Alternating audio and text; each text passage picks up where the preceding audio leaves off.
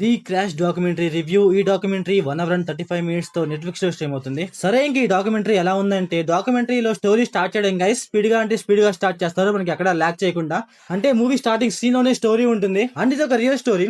2021 and 2022 లో జరిగిందంట. డాక్యుమెంటరీలో start అయ్యి ఒక హాఫ్ అన్ అవర్ ఏంటంటే నార్మల్ గానే వెళ్తా ఉంటది.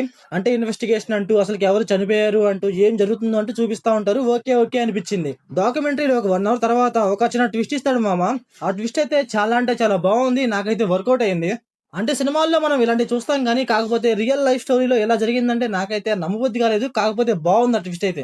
అంటే ఈ డాక్యుమెంటరీలో ఒక అమ్మాయి ఉంటుంది. అంటే ఈ డాక్యుమెంటరీ జరిగింది మొత్తం అమ్మాయి గురించి. ఆ అమ్మాయి ఇంకా బతికే ఉంది అంటే ఇప్పుడు జైల్లో ఉంది. డాక్యుమెంటరీలో రియలిస్టిక్ సీన్స్ అయితే చాలా అంటే చాలా ఉంటాయి. అన్ని సీన్స్ అయితే చాలా అంటే చాలా బాగున్నాయి. ఎవరైతే డాక్యుమెంటరీ తీసారో వాళ్ళైతే ఇన్ఫర్మేషన్ అయితే చాలా అంటే చాలా బాగా గ్యాదర్ చేశారు. 60-70% గైస్ అన్ని రియలిస్టిక్ సీన్స్ చూపిస్తా ఉంటారు. ఇంకా ఈ డాక్యుమెంటరీ ప్లాట్ లైన్ ఏంటంటే, డాక్యుమెంటరీ స్టార్టింగ్ లోనే ఒక కార్ క్రాష్ అవుతుంది. అసలు ఆ కార్ లో ఎవరున్నారు, ఆ క్రాష్ ఎలా అయింది ఏంటి అనేసి మనం డాక్యుమెంటరీలో చూస్తాం. ఇంకా ఈ డాక్యుమెంటరీ ఫ్యామిలీ వాచబుల్ అంటే నో గైస్, అక్కడక్కడ అయితే ఎక్స్పోజింగ్ ఉంటుంది, అదైతే ఖచ్చితంగా డిస్టర్బ్ చేయొచ్చు. ఇంకా ఈ డాక్యుమెంటరీలో విజువల్స్, స్క్రీన్ ప్లే, డైరెక్షన్ అన్ని పర్లేదు గైస్, బాగానే ఉన్నాయి.